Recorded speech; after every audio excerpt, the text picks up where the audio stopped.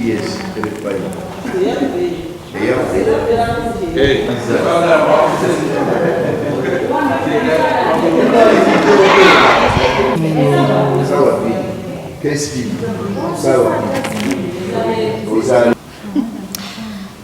so kweraliikirira kwe tuyina era ensonga lwaki tukoze fundraising eno tuyina ekizibu ky'enkuba bw'etonnya amazzi gayita mu madinisa abakristu ne tubeera nga bwetwesanga nga tuli mu misa enkuba etukuba ate nga mu bukatoliki tulina akalombolombo nti misa bwetandika ebeera ekoze eki ebeera etandise tuba tetukyayinza kuddamu kusituka amazzi gayita mu bituli by'amadinisa ne gajjula wano wonna wonna yadde ate nti kati wakalu naye mu budde bw'enkuba amazzi gajjula mu kyaki muno mwonna n'ekirala enkuba ekuba nnyo kyaki yaffe gye bujja eyinza okutandika okunafuwa singa tunaabeera nga tetusobodde kuba plasita awo nno bannange wensabira abazira kisa mwenna ab'omutima omulungi mutudduukirire mutukwatizeeko na buli omu kyayina nkoowoola abantu mwenna abazze nga beetaba mu kuzimba kereziya ez'enjawulo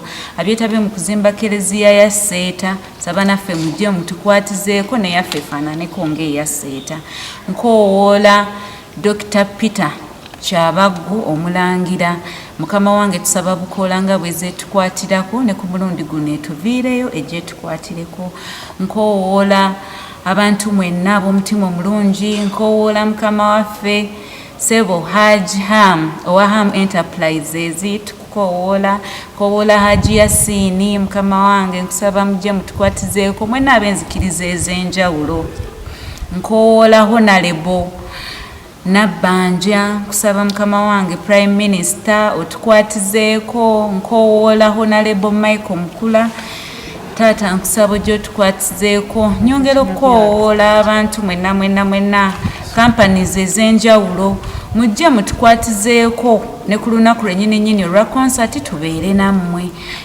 nkoowoola Hajati Namyalo lwaki nkoowoola baganda baffe abasiraamu nti ate okugaba tekuliiko ddiini yensonga lwaki nkoowoola b'enzikiriza zonna ezaki ez'enjawulo nkoowoola abagagga kwagalana bakama baffe mbasaba nziramu n'enkoowoola mukama waffe yatuyambako mu Nsereka Kalambi omulundi ogwasookera ddala ow'ekitiibwa omukungu John Fred Kiyimba Freeman mukama wange nkusaba ne ku mulundi guno okomewo tubeererewo era otuyambeko njagala okutwala omukisa guno okwebaza sofa ba sponsors baffe abavuddeyo ne batukwatirako nebaza mukama waffe omwami Mwesigye Deusi owa Masterfix esangibwa e Buloba mukama wange tweyanzizza nnyo nebaza omwami n'omukyala basente za George William aba Lotte Schools bazenga batusupportinga era nga batubeererawo nga Kalambi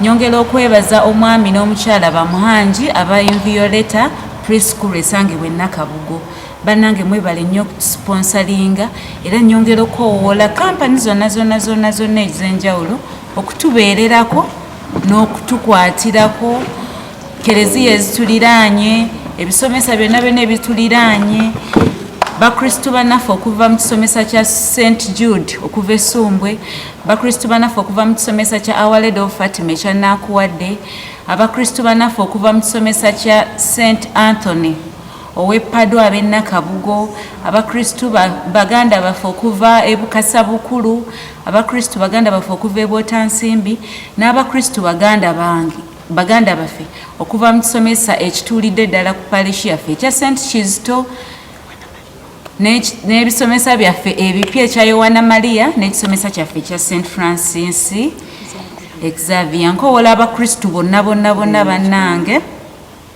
tubeerewo kubanga guno omulimu gwaffe naffe twekwatireko tusobole okulaba nga kereziya yaffe eno tugiyooyoota ate eveemu bulungi leyanza nnyo nsigadde nze Esther Nakyanzi omuwandiisi w'olukiiko luno kati sente tunoonya sente ezitaka wansi w'emiliyoni 5 nga ku zo tubadde tutunuulidde okukola wansi flo enfuufu etukosanga bwe mugiraba enfuufu nnyingi nnyo amadirisa meerere tubadde twagala kuggala Klezia yaffe awamu n'okugikuba plasita. Awo nno we tubakoowolera mutuddukirire kubanga enkuba bw'etonnya nga tuli mu mmisa etutataaganya ekitali kirungi ate emanyi okuyingiza amazzi agayita amadirisa ne weesanga bwe tutuuka mu mbeera ey'okufukamirako wansi amayinja mangi enfuufu nnyingi so ne tuba nga tukosebwa ekyamazima. Tusaba kutuyambako ebirala abagagga obulemereddwa tuyita abagagga. Balamusizza nnyo basebo ne bannyabo. Erinnya mpitibwa Nakamuli Juliet era nga nze muwanika wa concert yaffe eno gye tutegese eya Kalambi Mega Fundraising Concert etegekeddwa ekisomesa kyaffe kino ekya Kalambi Sub Parish nga kiri wansi wa Buloba Parish ekulibwa Reverend Father Semboga Po. Tuzze olunaku olwaleero nga tukoowoola abantu bonna mu nzikiriza zonna okuva ku muntu asookerwako paka kuwa waggulu. Tusaba obuyambi, tunoonya ssente ezitakka wansi wa miliyoni 5. Tukoowoola buli omuntu yenna ng'ayagala Katonda, tetusosodde madiini. Tusaba kutuyambako tusobole okumaliriza Eklezia yaffe eno eweese Omukama Katonda waffe ekitiibwa.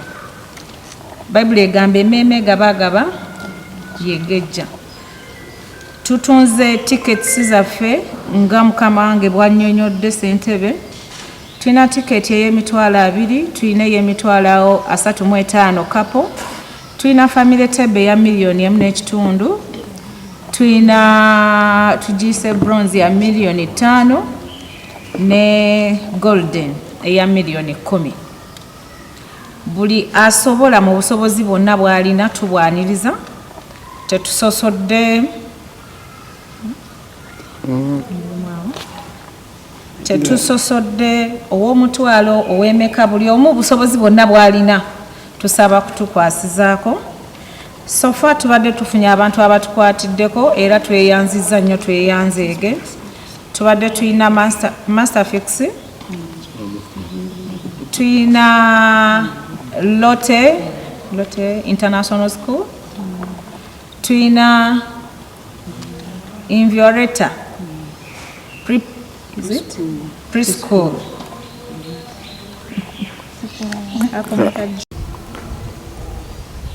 tutandike maama. Amannya agange nze Jane Nasazi Kyabaggu, omuzaana sikalekaayo kubanga kikulu nnyo. Tuli wano mu kisomesa kya Kalambi olunaku olwaleero nga 15/4/2026.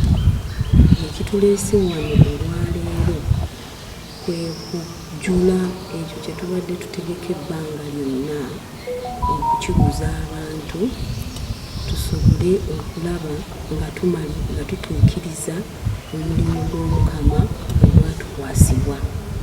Abantu abatudde wano ke kakiiko kategeka ki ekyo kye tubadde tuteekateeka ebbanga lino kye twayita Yoyota Kalambi Mega Fundraising Concert. Ke kakiiko kano nga ku kakiiko ako okulanga ssentebe waako akwasaganya konsati eno gye tutegese. Ekisomesa kye tulimu nga bwe nayogedde kyekya Our Lady of Perpetual Help Kalambi oba ekiwolerezebwa maama w'obuyambi obutakoma, ekimu ku bisomesa 10 ebikola Buloba Parish. Nga bwe tuba twogedde mu lufuutifuuti ye third last born w'ekisomesa kino era awezezza emyaka 10. Emyaka 10 egyo kituleetedde okulowooza okufumba ekintu eky'omuwendo ennyo ekitatera kulabikalabika mu Klezia. Eyo Yoyota Kalambi Mega Fundraising Concert. konsati eno tugikwasizza omuyimbi Nakinku ate omuyimbi omwesimbu ye Papa Research Semakula akwatire banna abalala omumuli mu kugezaako okuggyayo omulamwa gwaffe ennyimba z'engeri gye ku Katonda zikwataganira ddala na guno omulimu gwe tuliko. Lwaki yooyoota? Ate lwaki budde buno?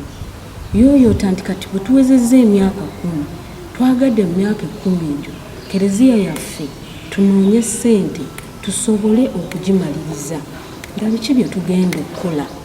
Nga tugenda kukola floor, tugenda kuba plaster, ate tugenda giggala esobole okuweesa Katonda ekitiibwa, ate twongere n'okufuna abakristo abalala. Mu Kalambi tulina abantu be twandiroza nti ssente tuzijja mu bo zisobole okukola omulimu guno, naye abantu batono ate n'ebyenfuna si birungi nnyo. Kwe kufuluma tugende ebweru tunoonye ssente ezo zituyambeko okukola omulimu gw'Omukama guno we tuliko essaawa eno. Konsati yaffe ejja kubeerawo ennaku z'omwezi 26 omwezi ogw'omukaaga 2026. Ejja kubeera e Buloba ku parish.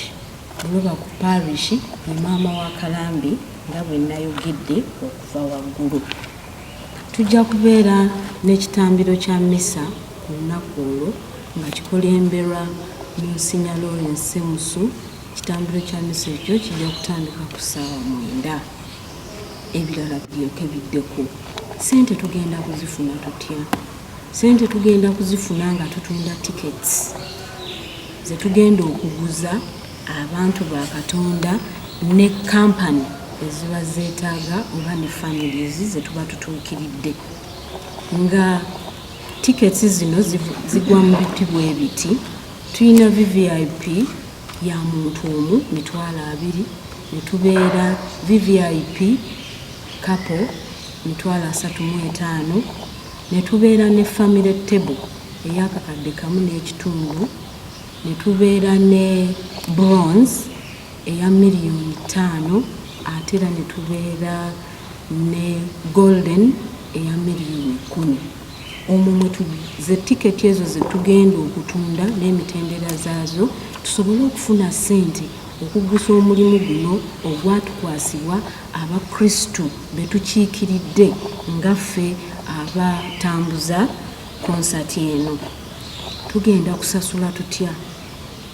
Okwewala ebikemo bya ssente tutaddewo emikutu egy'enjawulo ssente ezo kwe zituula nga tezituula mu ngalo zaffe direct. Tujja kuba ne Centenary Bank, tulinayo account nga bagiyita Kalambi Sub Parish Development Account.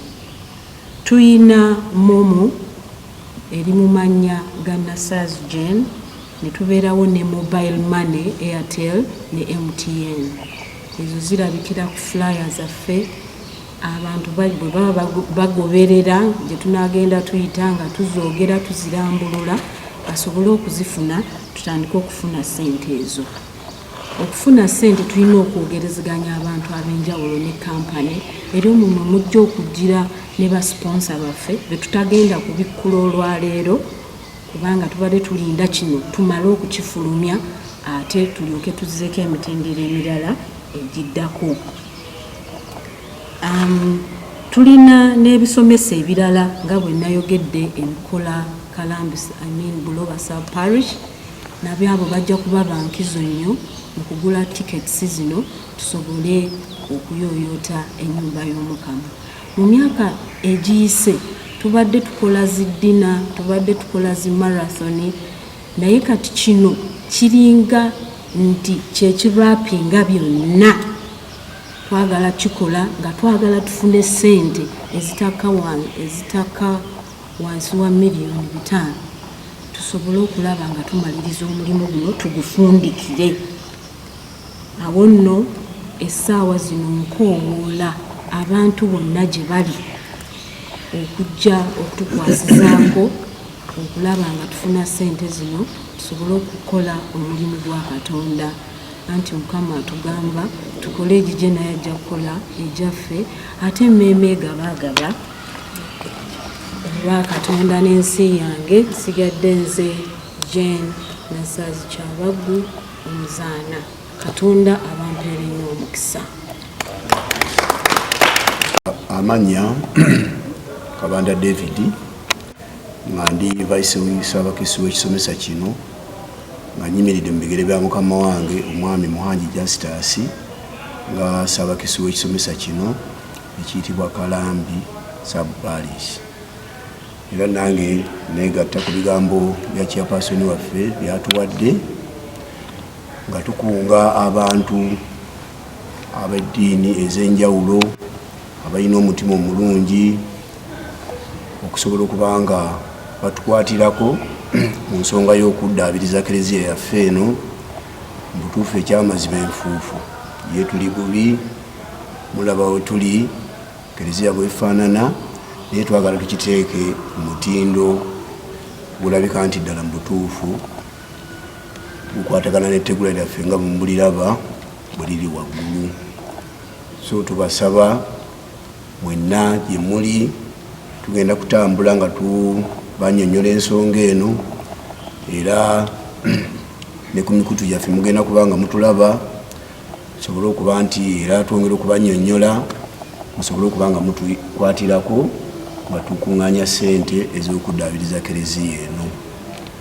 Awo nno mbasaba buli lwe wanaaba batuuseeko atukwatireko tikiti, tugenda kutandika okuzitambuza mu bantu, naye bakutuukako tokiraba bulala wabula wagire mu mulimu ogwo, kubanga olwaleero tuli mu lonki yaago, tugulonkinze era omulimu gutandise. Awo nno tujja kusanyuka nnyo nga mutukwatiddeko.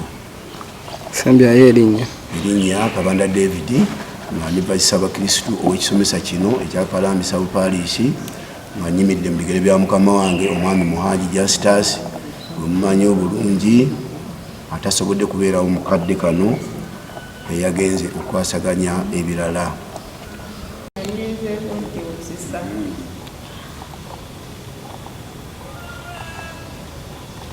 Anigambye si t-shirt yange.